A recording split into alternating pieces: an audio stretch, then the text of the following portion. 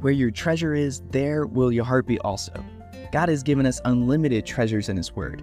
Every time we open it, we can discover a new treasure or admire an old one. What will we find today? Here's Carla Early with Treasure Hunt in the Word. In a devotional book I read published in 1947, the author wrote, "We are in such a hurry, we must be doing, so that we are in danger of not giving God a chance to work." Now, if that was true in 1947, imagine how much more it's true today. The author went on to say, "You may depend on it. God never says to us, stand still, or sit still, or be still, unless He's going to do something." I'd never thought about it before, but when we're constantly active, we may miss something He's doing. Or when we're trying to fix a problem on our own, we might try to take credit for a resolution instead of standing still, in awe, and watching God work in the situation. In Exodus 14, while the Israelites fretted and blamed Moses for their predicament backed up against the Red Sea, God told him to tell the people, "Don't be afraid. Stand still and see the salvation of the Lord, which He will accomplish for you today. The Lord will fight for you, and you shall hold your peace." You may remember what happened next. God divided the sea, let His people walk safely onto the other side, while obscuring the view of the Egyptians. Then, when the Egyptians tried to follow, He drowned them all in the sea as it crashed back to its normal place. This time, God's "be still" meant to stop worrying, complaining, and fearing. Trust me.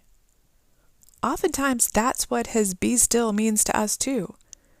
It's not just a physical, but a spiritual and emotional quieting that needs to happen as we trust Him with whatever trial or problem we face. God used almost the same words in 2 Chronicles 20, when a huge multi-nation army confronted Jehoshaphat. The first response of the king was recorded in verse 3. Jehoshaphat feared and set himself to seek the Lord and proclaim a fast throughout Judah. As they prayed, Jehoshaphat led by recounting who God is and how He had worked in their history to protect them. He asked God to judge the armies coming against them because Judah by themselves had no chance. The Lord answered by sending a prophet to say, "Do not be afraid or dismayed because of this great multitude, for the battle is not yours, but God's. Tomorrow go down against them. You will not need to fight this battle. Position yourselves, stand still, and see the salvation of the Lord who is with you." Jehoshaphat and the people trusted God to the extent that they sent in the choir at the head of their army, singing praise to God as He caused their enemies to destroy one another. This battle not only strengthened Judah's faith, but gave them peace with other nations who heard of this and feared Judah's God. This leads me to one of my favorite Psalms, which I would encourage you to go read after you finish this podcast. Psalm 46. I'll just read verse 10. "Be still and know that I am God. I will be exalted among the nations.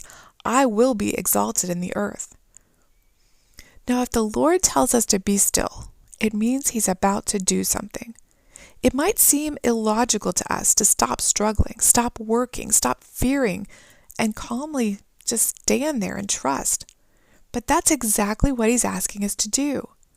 And if we do, we will have a front row seat to watch Him work. Not only that, but we'll be able to participate in giving Him glory for it, giving Him a standing ovation, telling others what a wonderful miracle we witnessed. Is there something in your life that you've been struggling with? Fear, doubt, work, family, or church-related problems? Maybe today God's telling you, let it go. Let me take care of this. Be still. Remember who I am and trust me. You can contact us at treasurehuntintheword@gmail.com. We'd love to hear the treasures God has given you through His Word. You can listen to other episodes on our website, which you can find in the description below. Thank you for listening, and remember, where your treasure is, there will your heart be also. you.